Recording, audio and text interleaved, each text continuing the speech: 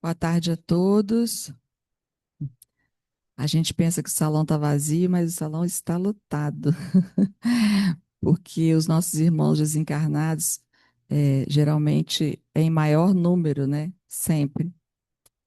Eh, Sejam todos muito bem-vindos. Mais uma tarde de sábado na FABEM. Então é isso, e agora você vai fazer, eu vou segurar a leitura. A Miriam vai fazer a nossa leitura. Do livro Fonte Viva de Chico Xavier, pelo Espírito de Emmanuel. Aproveita. Se alguém diz, eu amo a Deus e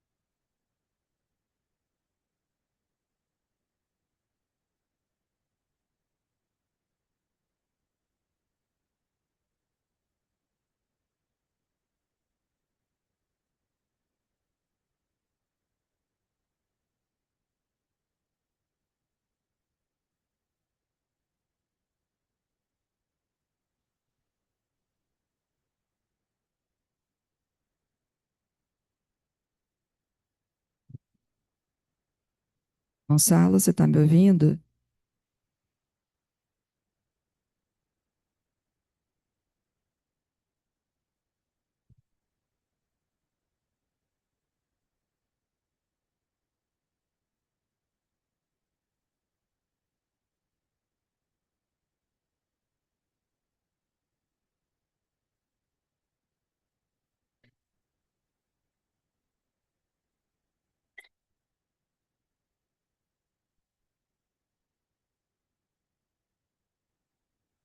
Então, vamos lá. Fonte Viva de Chico Xavier, pelo Espírito de Emmanuel. Aproveita. Se alguém diz, eu amo a Deus e aborrece a seu irmão, é mentiroso. Pois quem não ama o seu irmão, ao qual viu, como pode amar a Deus a quem não viu?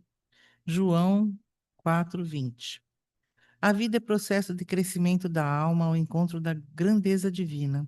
Aproveita as lutas e dificuldades da senda para a expansão de ti mesmo, dilatando o teu círculo de relações e de ação. Aprendamos para esclarecer, entesouramos para ajudar, engrandecemo-nos para proteger, eduquemo-nos para servir. Com o ato de fazer e dar alguma coisa, a alma se estende sempre mais além. Guardando a bênção recebida para si somente, o espírito muitas vezes apenas se adorna, mas espalhando a riqueza de que é portador, cresce constantemente. Na prestação de serviço aos semelhantes, incorpora-se naturalmente ao coro das alegrias que provoca. No ensinamento ao aprendiz, liga-se aos seus benefícios de lição. Na criação das boas obras, no trabalho, na virtude ou na arte, vive no processo, no, vive no progresso, na satisfação ou na beleza com que a experiência individual e coletiva se alarga e aperfeiçoa. Na distribuição de pensamentos sadios e elevados, converte-se em fonte viva de graça e contentamento para todos. No concurso espontâneo, dentro do Ministério do Bem, une-se a prosperidade comum. Dá, pois, de ti mesmo, de tuas forças e recursos, agindo sem cessar, na instituição de valores novos, auxiliando os outros em benefício de ti mesmo. O mundo é caminho vasto de evolução e aprimoramento, onde transitam ao teu lado a ignorância e a fraqueza. Aproveita a gloriosa oportunidade de expansão que a esfera física te confere e ajuda a quem passa, sem cogitar de pagamento de qualquer natureza. O próximo é a nossa ponte de ligação com Deus.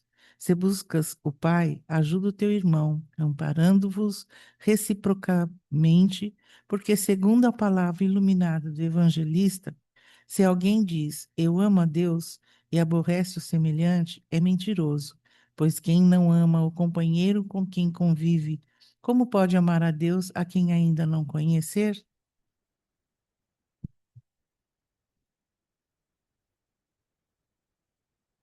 Querido Mestre Jesus,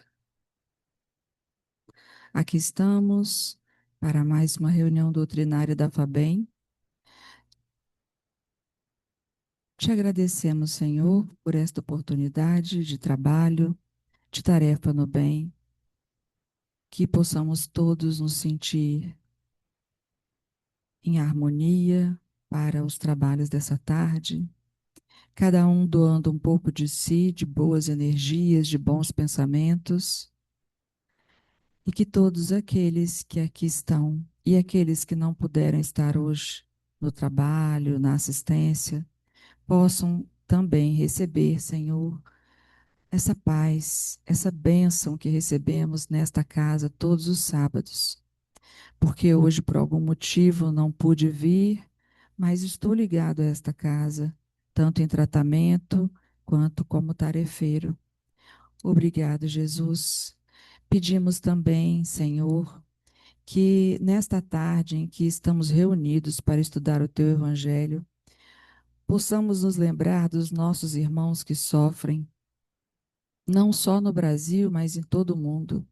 Possamos lembrar das famílias que sofrem, dos irmãos doentes, dos irmãos acamados, dos irmãos abandonados, dos irmãos em desespero, das mães que sofrem, que a nossa Mãe Santíssima possa abraçar, possa envolver todas as mães em força, coragem, e que nós possamos nessa tarde esquecermos também um pouco de nós, dos nossos problemas e orar em prol dos nossos irmãos menos favorecidos no momento.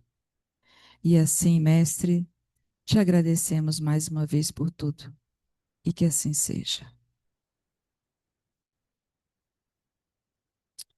Bom, hoje nós temos aqui o nosso querido Gonçalo, que já falou muitas outras vezes para nós aqui na casa.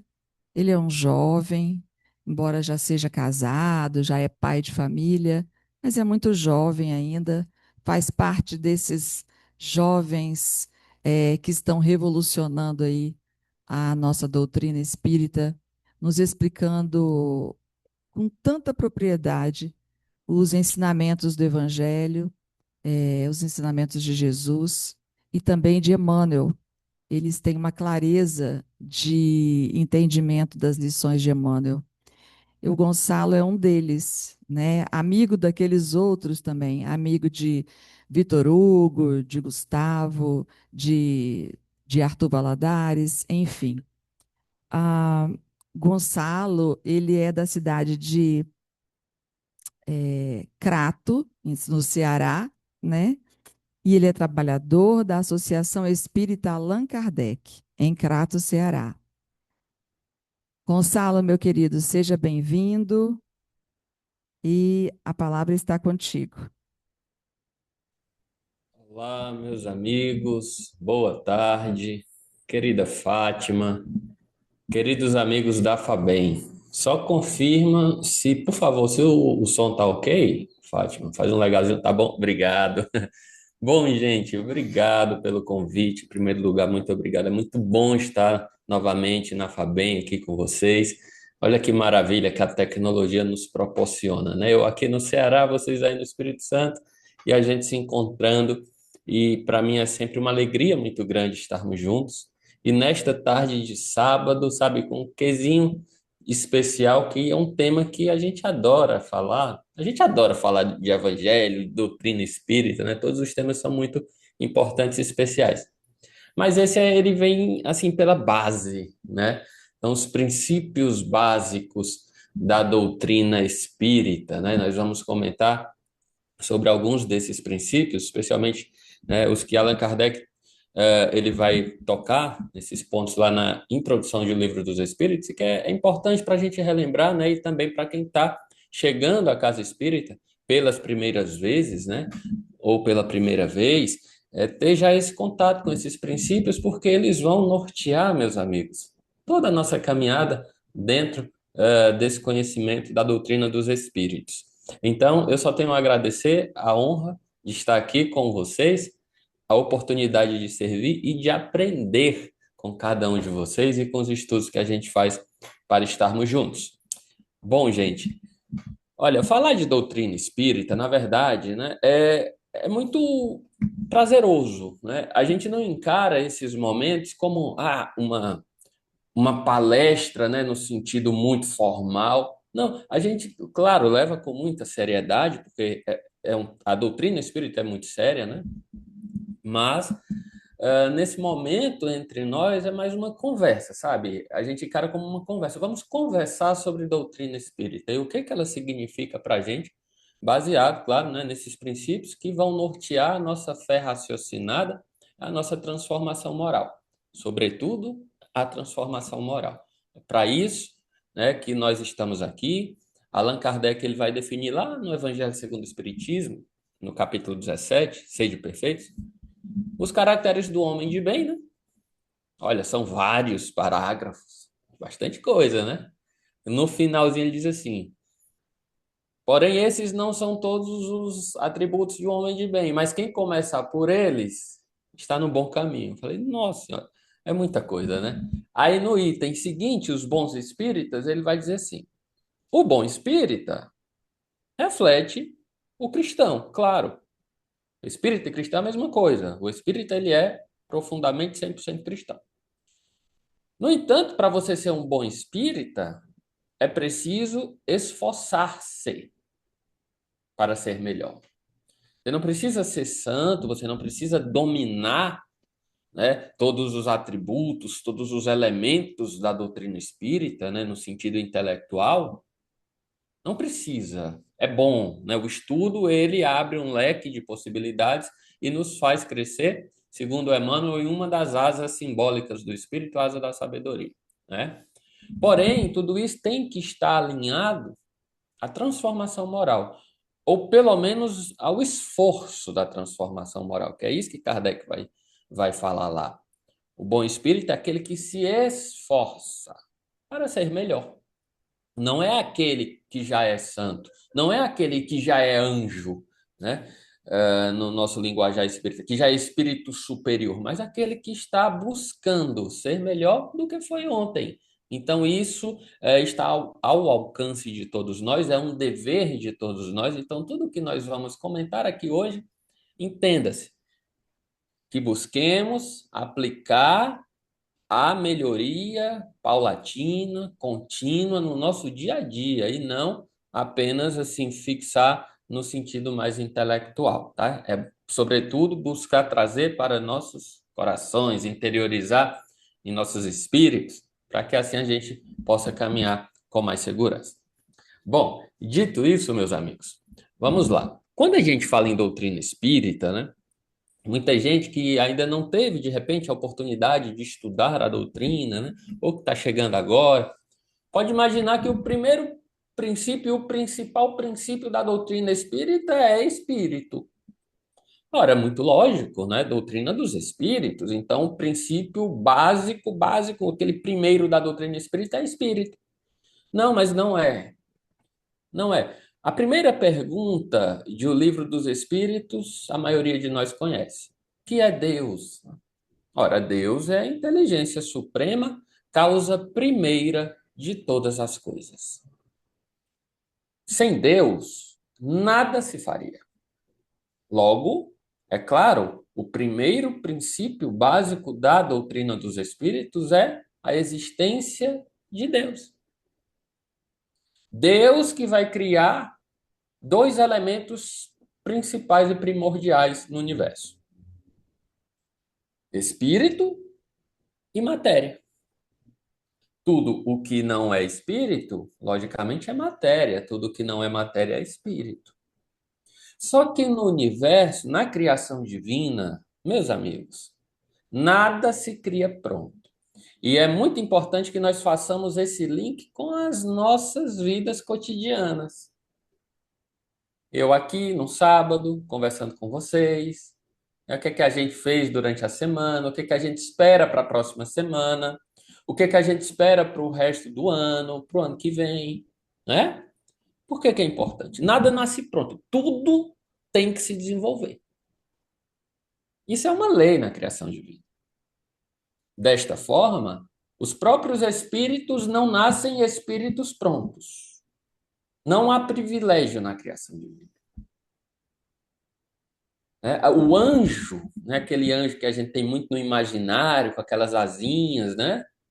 O cupidozinho com a flecha, né? Ou aquele ser bonitinho. Ali é um folclore. Aquele ser que já foi criado anjo que é perfeito. Não. Tudo, claro, concorre para a perfeição, com P minúsculo. Todos nós estamos a caminho dela. Porque com P maiúsculo só o Pai, né? Mas a perfeição da criatura, todos nós estamos a caminho. Porém, todos, tudo e todos, né? Fomos criados de um princípio e tivemos que nos desenvolver. No caso dos espíritos, o princípio inteligente, criado por Deus. Vamos já falar mais sobre isso daqui a pouco. Então, Deus é esse ser, essa força, essa energia, como queira chamar, né? Os espíritos vão dizer, olha, questão de palavras é com vocês. O importante é captar a ideia. Esse ser, Deus, olha, não tem nada mais inteligente do que ele. Ele é único, ele é eterno, ele é imaterial, ele é onipotente, ele é soberanamente justo e bom. Ele é imutável. Isso é muito importante. Esses atributos que nós citamos agora estão contidos lá na questão 13 do Livro dos Espíritos. Allan Kardec vai citar esses atributos. Ora, como é que um ser é eterno? Não teve começo, nem terá fim. Eu não sei. Isso não entra. A explicação para isso não entra em minha cabeça. E está tudo certo. Os espíritos vão dizer: não se preocupem com a natureza íntima de Deus, porque vocês não têm condições de aprender isso ainda. E seria mergulhar num labirinto que vocês não têm condições de sair. Eu diria que até uma pretensão nossa. Imagina, mergulhar na natureza íntima de Deus. Então, eu não sei como algo pode não ter tido um começo, mas o que eu sei é que ele não teve um começo e nem terá fim. O que eu sei é que ele não muda, ele é imutável. Ele me amava de uma forma quando me criou, me ama da mesma forma hoje e me amará da mesma forma amanhã e daqui a 1 bilhão de anos. Não importa o que eu faça, meus amigos. Não importa o que você faça ou deixe de fazer.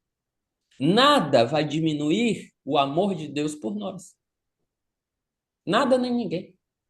Porque Deus é imutável. Deus não se arrepende.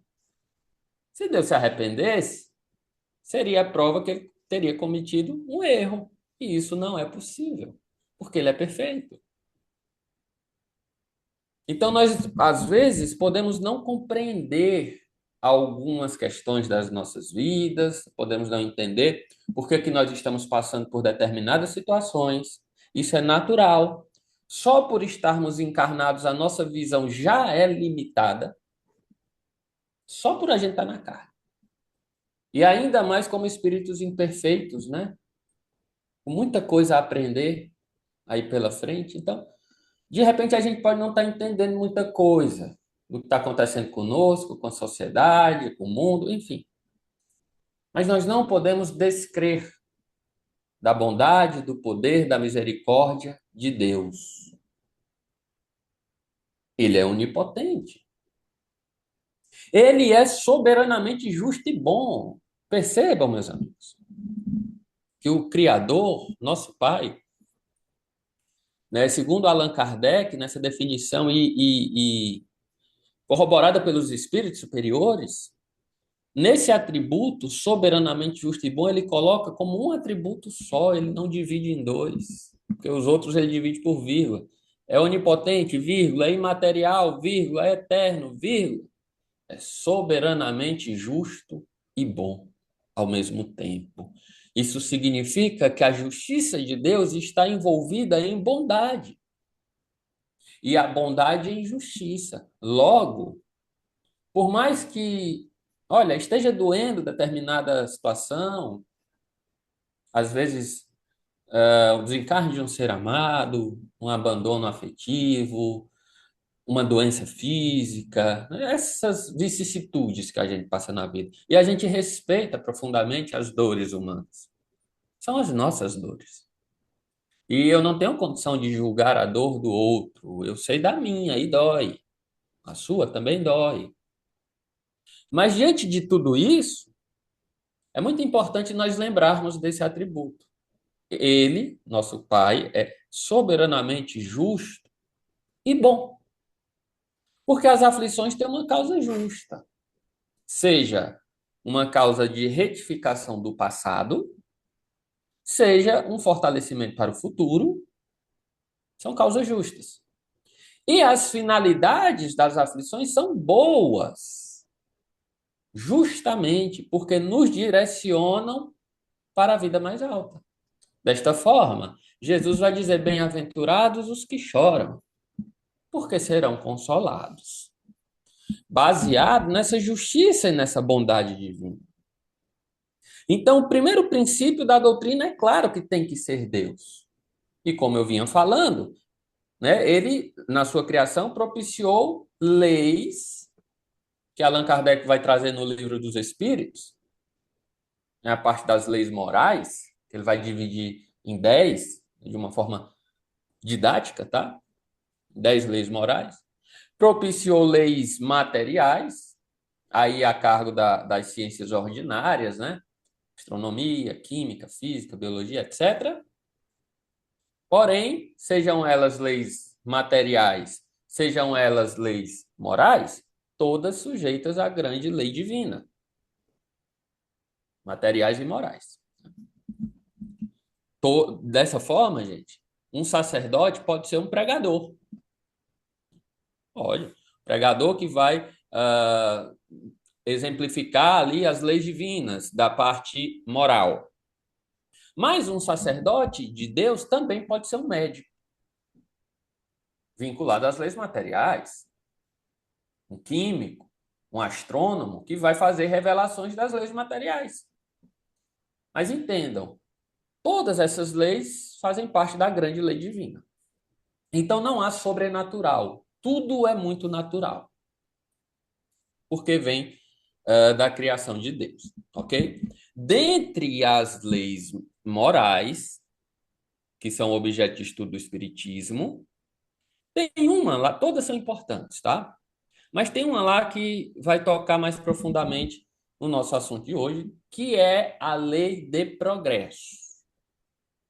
Como eu vinha falando, tudo progride, nada nasce pronto, né? Nós fomos criados princípios inteligentes, que fomos nos desenvolvendo até tomarmos consciência de nós mesmos, e aí passamos ao estágio de espíritos, propriamente ditos, né? Só que, até aí, quando a gente atinge esse patamar de espírito, penso, logo existo, né? Até aí nós ainda temos tudo a aprender. Porque um espírito, quando ele começa a raciocinar de fato, quando ele começa a pensar, ele tem tudo a aprender. Linguagens, agricultura, religiosidade, espiritualidade, cultura, tem tudo a desenvolver. E aí, só para situar no tempo, nós estamos falando, né, de talvez 200 mil anos atrás, ou mais. A gente olha na história da Terra, a nossa humanidade início de caminhada, o Homo Cro-Magnon, Homo erectus, né? E assim vai, Homo sapiens sapiens, isso tudo faz parte da evolução do espírito, adquirindo provisão intelectual, provisão moral, através das experiências. que nós vamos citar daqui a pouco. Ok? Então, é claro que no início de caminhada, nós sabemos quase nada sobre Deus, sobre a espiritualidade, né? Sobre as leis materiais também a gente vai aprender tudo. Os anos passam, a lei de progresso vai trabalhando, é isso? E nós vamos rebuscando esse conhecimento, aperfeiçoando, desenvolvendo esse conhecimento. Passamos pela etapa do politeísmo, acreditamos primeiramente nas forças da natureza, né? Como divindades, aí depois o politeísmo espiritual mesmo, né? Aí podemos até citar os deuses do Olimpo, etc. E chegamos até o monoteísmo, com a figura de Abraão, em que se inaugura uma nova era na humanidade. Não mais vários deuses, mas agora um Deus só. Porém, um Deus ainda mais humano do que divino, não é, meus amigos? Um Deus vingativo, um Deus guerreiro. Mas isso fazia parte da compreensão humana naquela época. Os anos passam, vem Moisés, os profetas, né? Ainda com aquele Deus muito justo, justiceiro mesmo, né? Às vezes vingativo, até que chega Jesus, que vem revolucionar tudo, trazer uma ideia de um Deus que é pai, pai não só de um povo, mas do planeta inteiro. Só que a humanidade ainda, né, especialmente aquelas pessoas, aquela coletividade em que Jesus estava inserido, né, ainda com um arcabouço intelectual muito simples, muito limitado. Na época se acreditava que, por exemplo, a água era o elemento gerador de tudo que é matéria. É por isso que Jesus vai dizer: é preciso nascer da água e do espírito, ou seja, da matéria e do espírito. É preciso nascer de novo, reencarnar. É isso que Jesus está dizendo ali para Nicodemos. Também vamos comentar daqui a pouco. Enfim, mas Jesus traz essa ideia de um Deus que é Pai. Porém, se limitou a falar por parábolas. Era necessário que fosse assim. O mestre ele vai falar efetivamente de tudo que a doutrina espírita fala, viu, gente? Você quer falar de quê? Você quer falar de lei de causa e efeito? Vamos falar o que Jesus falou sobre isso? Pedro, embainha tua espada. Quem fere pela espada será ferido. A cada um segundo suas obras. É isso? Vamos falar de quê? De pluralidade dos mundos habitados? Princípio espírita também? O que Jesus falou sobre isso? Há muitas moradas na casa do meu pai. Se assim não fosse, já vos teria dito, não se turbe o vosso coração. Então, espírito foi o que Jesus mais teve contato. Plano espiritual, continuidade da vida, ele exemplificou. Então, tudo que a doutrina espírita fala está no seu Novo Testamento. Não se preocupe. Basta ter olhos de ver. Bom, diante disso, a compreensão de Deus se dilata, porém até um ponto limitado, claro. E o mestre, antecedendo o futuro, vai dizer assim: eu vou rogar ao Pai que vos envie um consolador em meu nome, Espírito de verdade. Este vos relembrará tudo o que eu disse e acrescentará coisas novas. Não se turbe o vosso coração. A gente conhece a história humana, passa-se. O mestre volta à pátria, né? Os apóstolos voltam também. Passam-se os anos, os séculos, séculos em que nós nos desviamos completamente do evangelho, em que talvez algumas doutrinas, religiões, filosofias que deveriam salvaguardar a fé cristã no mundo, talvez elas tenham cometido, talvez não, elas cometeram muitos excessos, né? Nós queimamos pessoas, nós matamos pessoas pela espada em nome de Jesus, até o momento em que a humanidade decidiu se afastar da religião. E é nesse momento que Jesus manda o Espiritismo à Terra no século XIX, século, né, de ciência, onde já existia uma base científica, já agora é o momento. E manda Allan Kardec, sua esposa, a Amélie Gabi, Leon Denis, Camille Flammarion, tantos colaboradores ao redor do mundo, servindo a ele, Jesus, e a uma pleiade de bons espíritos, espíritos superiores, que vão trazer os outros princípios da doutrina espírita de maneira clara, objetiva, sensata. Porque o princípio de Deus é o norteador de tudo. E ele está presente em todas as culturas humanas. Agora, o que a doutrina espírita vai falar sobre este Criador? O que ela vai nos ensinar sobre os outros princípios que norteiam a criação? Eu, sinceramente, ainda não encontrei explicações melhores, mais apuradas, mais sensatas. E é por isso que, para muitos de nós, a doutrina espírita ela é, sim, uma tábua de salvação em nome de Jesus. No compromisso que nós devemos ter com ela perante a nossa vida. E o segundo princípio da doutrina, que vai além deste princípio norteador que é Deus, é a própria imortalidade da alma. Claro, um Deus que é soberanamente justo e bom, ele cria seres imortais, não eternos, né? Por quê? Porque o eterno é aquele que não tem começo nem fim. Nós tivemos um começo.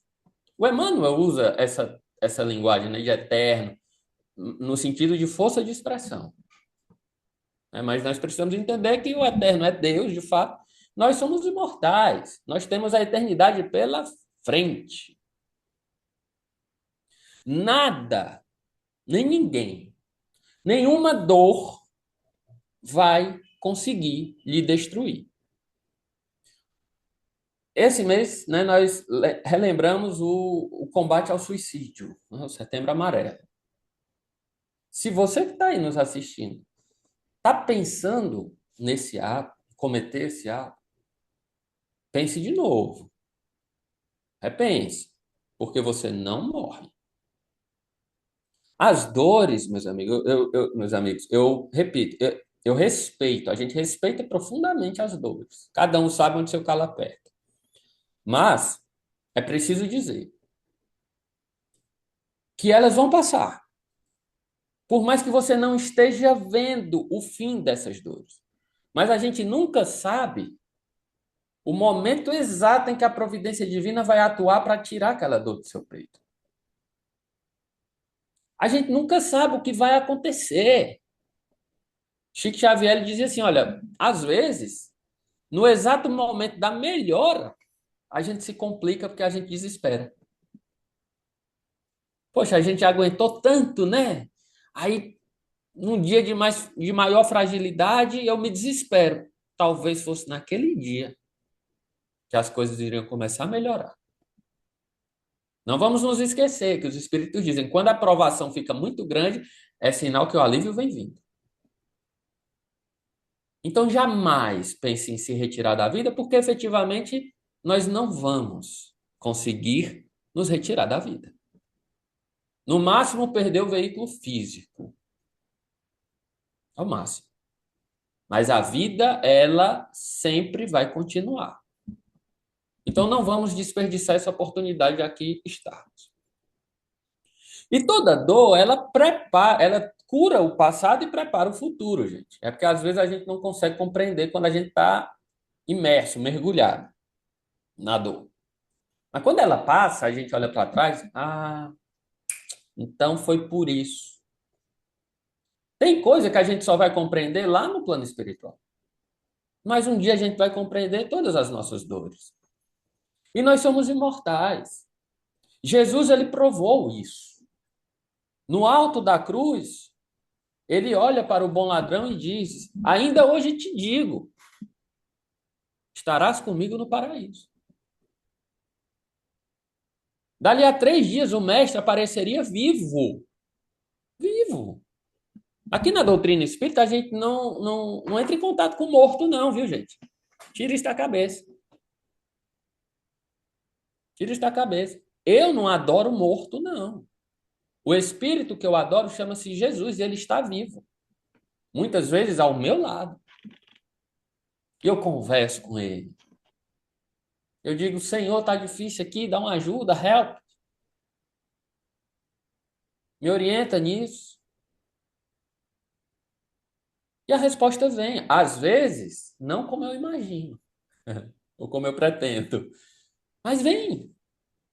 Quando eu oro por meus entes queridos que já estão desencarnados, eu não estou orando por morto, eu estou orando por vivo, que está do outro lado da vida. Paulo de Tarso sabiamente vai falar assim: a vida é uma só. É, ora você está na carne, ora fora da carne. Mas a vida é uma só. E é claro, esse pai que cria, porque ele não cessa de criar, né? Ele cria seres imortais, ele vai possibilitar, meus amigos, que esses seres, eles evoluam ao longo de várias existências físicas. São as reencarnações. Também não é invenção espírita. Se estava já na cultura humana desde há muitos séculos antes de Cristo, nas Índias, por exemplo, no Egito. O próprio povo judeu sabia, não sabia como é que acontecia, né? Não sabia como se dava, tanto é que é a pergunta de Nicodemos. Mas como pode ser isso? Mas esse conhecimento já estava ali de alguma forma. Tanto é que, por exemplo, na cura do cego do tanque de Siloé, os discípulos perguntam, mestre, ele é cego de nascença. Quem pecou para que ele nascesse assim? Ele ou os pais? Ora, como é que alguém peca antes de nascer? Né? Então, isso já estava ali, esse conhecimento já estava ali, mas sem base de explicação. Né? E Jesus ele não vai explicar naquele momento. Ele vai chegar para Nicodemos e vai dizer assim: Nicodemos, para ver o reino de Deus, é preciso nascer de novo, da água e do Espírito. Não te espantes por isso. A gente testifica o que a gente vê. Se eu estou te falando das coisas da Terra, a reencarnação é da Terra, é de plano semelhante à Terra. Você não acredita? Quanto mais se eu te falar das celestiais. Né? Então, esse conhecimento não é invenção espírita. Mas o Espiritismo ele vai explicar como se dá. E ele vai nos mostrar que nós reencarnamos para evoluir, cometendo erros e acertos. E aqui vem um ponto importante. Os erros que nós cometemos, meus amigos, eles precisam ser retificados. É claro. Para chegarmos a uma pureza espiritual, os erros precisam ser retificados. Allan Kardec nos dá 3 passos. 3 passos. O arrependimento sincero, a expiação correspondente ao erro e a reparação. Esse ponto a gente vai se debruçar um pouquinho mais, porque ele vai nos ligar a um outro princípio mais à frente, tá?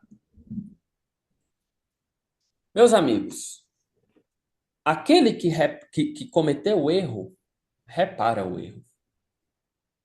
Não adianta, sabe, a gente delegar para Jesus, para Maria, para o mentor espiritual. Não.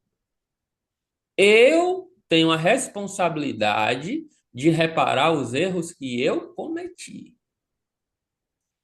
Jesus, Maria, os bons espíritos, todos eles vão nos ajudar profundamente. Jesus, por muitas vezes, vai nos carregar no colo. Ele é o nosso Senhor e Salvador, mas efetivamente ele diz: é a cada um segundo as suas obras. Se você está cansado e sobrecarregado, venha a mim. Eu vou te aliviar. Mas é cada um segundo suas obras. Então, os erros que nós cometemos, os equívocos que fazem parte da caminhada, porque nós somos espíritos imperfeitos, vamos errar mesmo, mas nós vamos precisar repará-los. seja de imediato ou seja em existências futuras. Quanto antes, melhor para a gente. O apóstolo Pedro vai dizer que o amor cobre a multidão de pecados.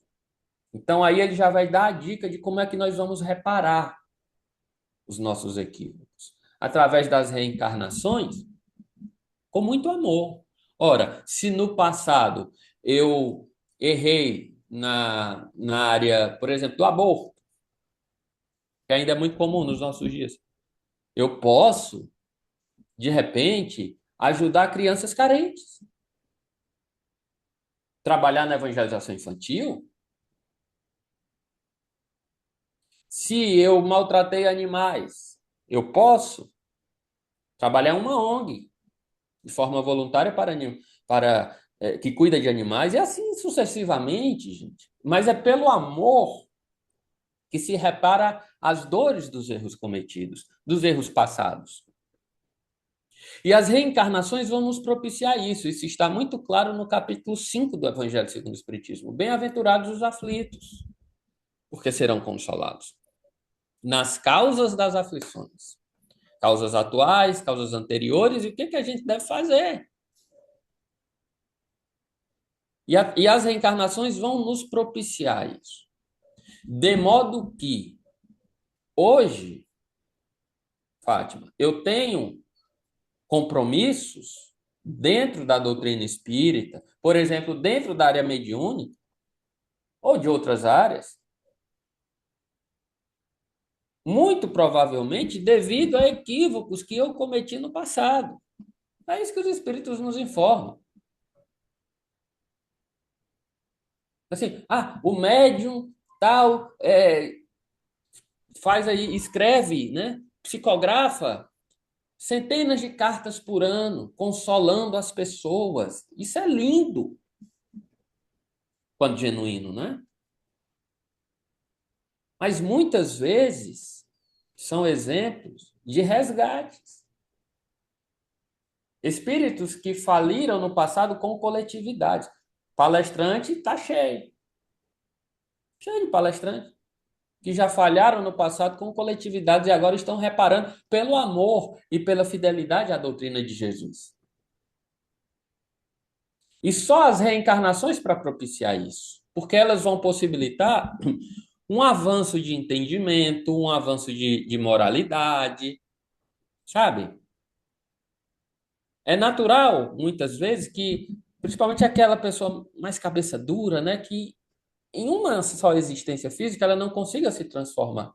Mas se você pegar um arcabouço aí de 100 existências físicas, se você pegar a diferença da primeira para a centésima, você vai ver o avanço.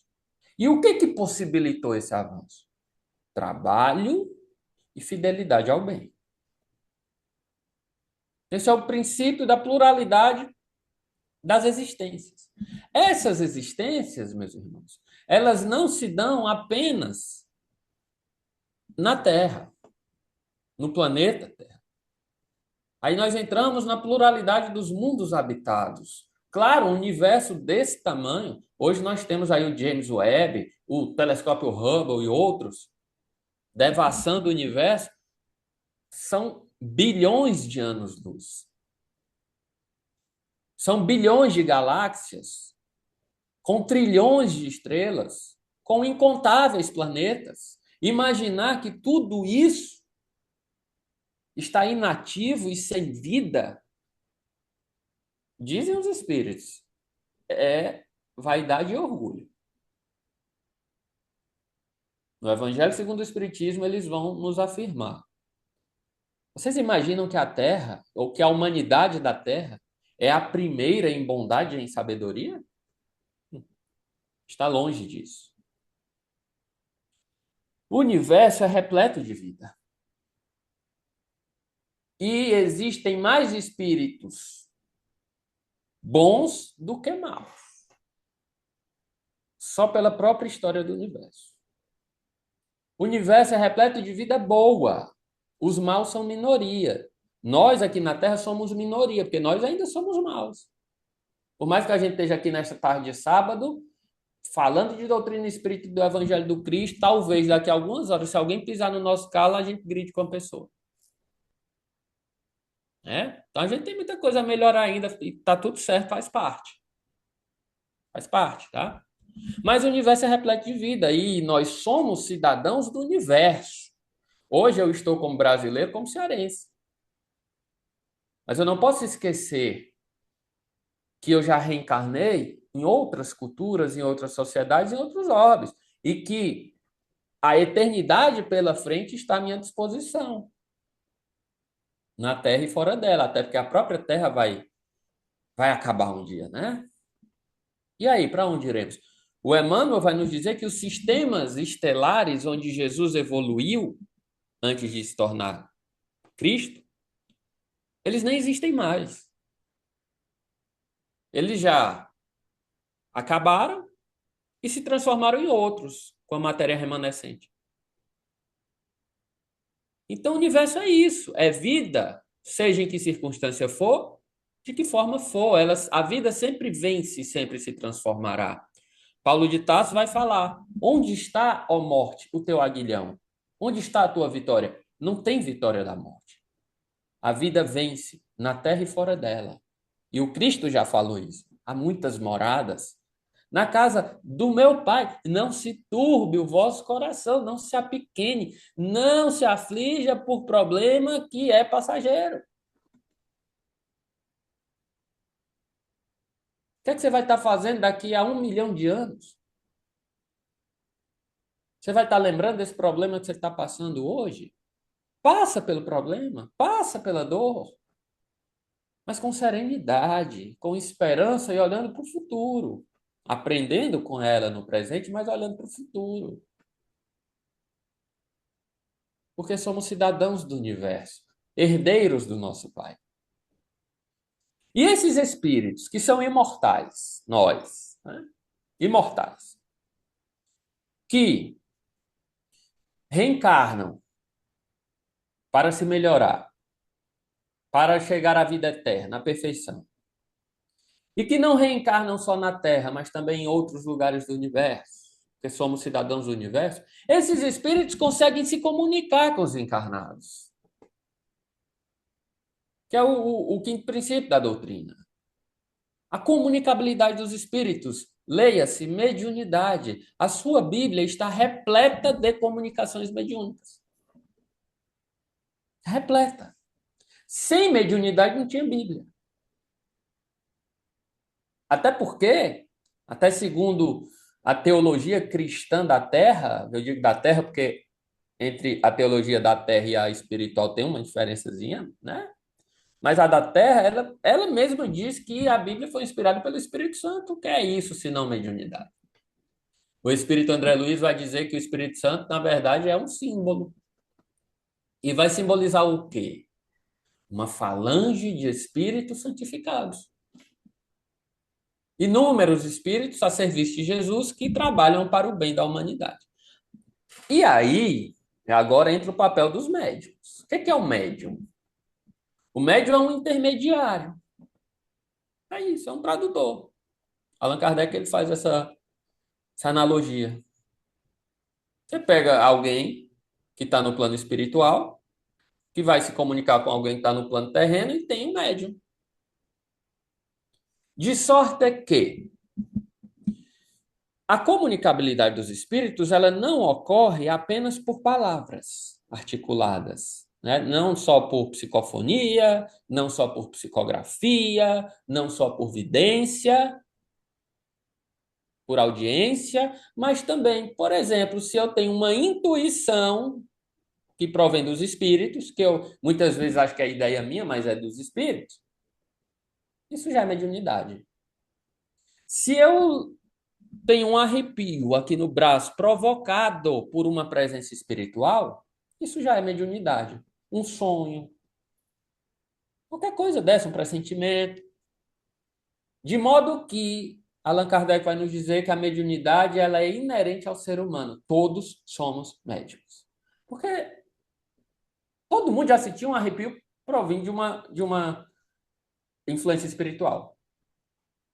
Muita gente entra em um ambiente, assim, esse ambiente está carregado. Ou que ambiente leve, gostoso. Isso é mediunidade, gente. Né? Não é só psicofonia e psicografia, não. Mas nós temos esses médiums, né? Mais simples, e nós temos os médiums ostensivos. Os médiums ostensivos, esses, né, são aqueles que veem, que escutam, que conseguem conversar diretamente com os espíritos, né, que vão fazer psicografias, enfim, psicofonias. Para esses aí, a mediunidade ela vem a cargo de missão, gente. Olha a nossa responsabilidade como médiums. Por quê? Lembra que a gente falou, né, que a reencarnação ela vai propiciar a nossa evolução, nosso avanço, né, mediante os nossos esforços, diante dos erros e acertos que nós cometemos no passado, né?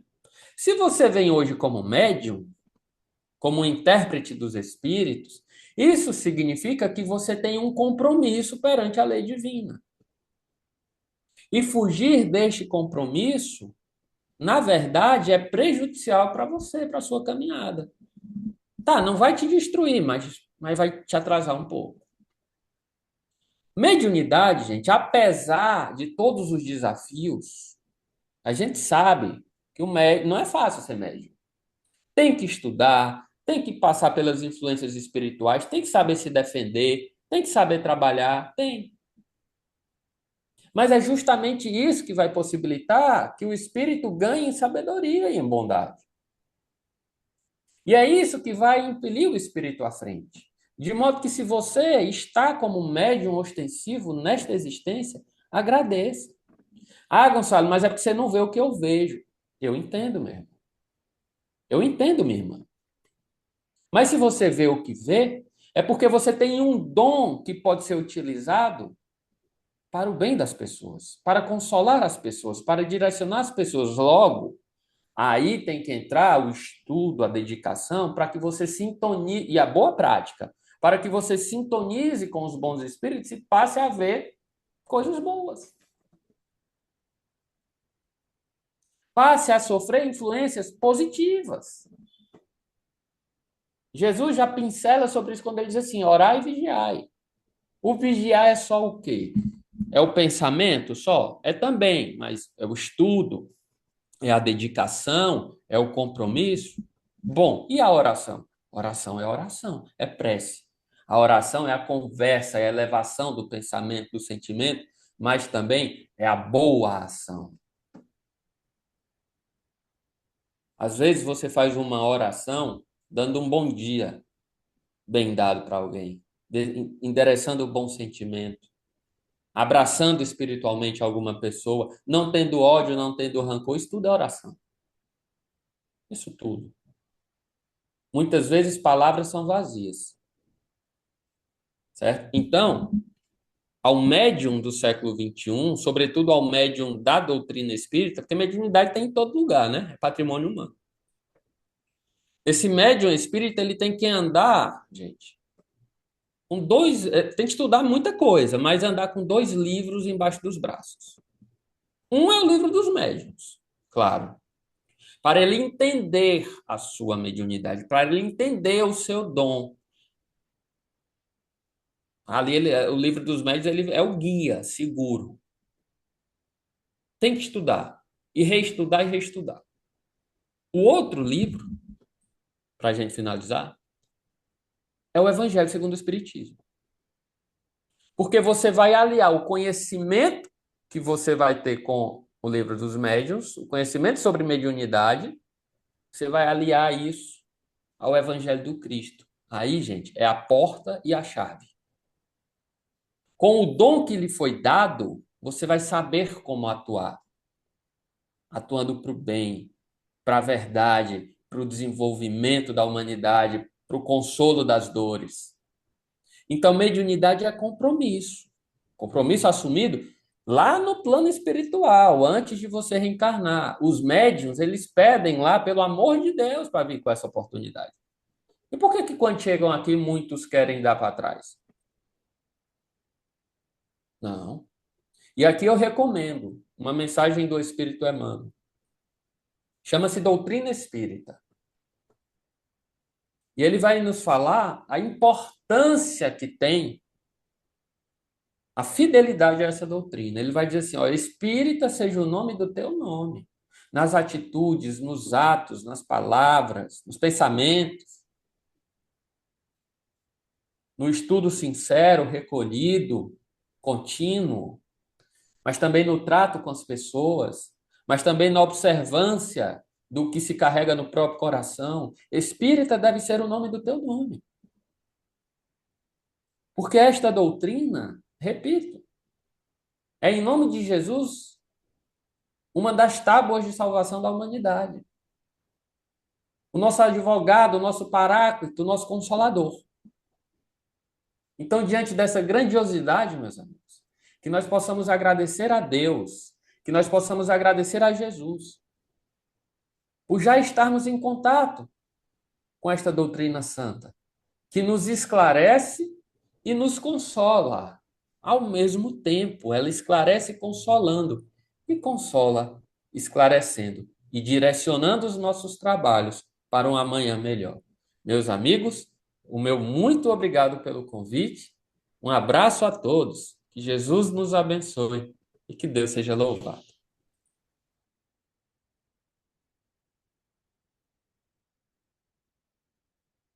Gonçalo, meu querido, mais uma vez nós te agradecemos por mais um dia aqui conosco na Fabem.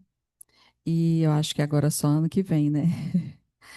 Eu não agendei a tempo e a hora, agora perdi. Perdi, agora é só ano que vem. É uma pena, mas a gente te procura. E muito obrigado por essa palestra, que nós possamos gravar no nosso coração, na nossa mente. E a doutrina espírita, eu costumo dizer que eu não sei o que seria de mim se não fosse a doutrina espírita. Eu acho que eu já teria entregue os pontos, já teria até me desequilibrado mais seriamente, né? Que é o que acontecia muitas vezes com os nossos irmãos médiuns que não tinham conhecimento, né, da mediunidade.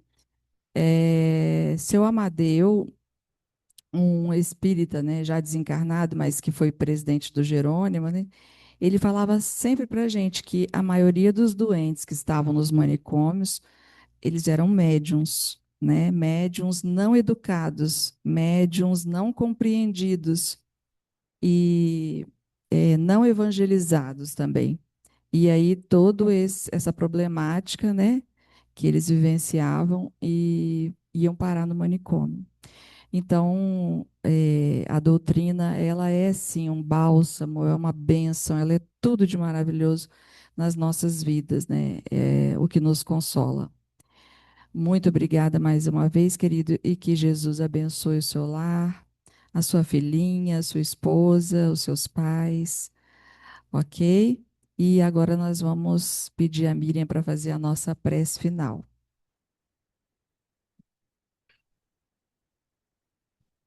Vamos fechar nossos olhos e elevar o nosso pensamento ao Mestre Jesus, que quando aqui esteve deixou tantas mensagens, tantos exemplos, para que possamos seguir os nossos caminhos com segurança na palavra dele.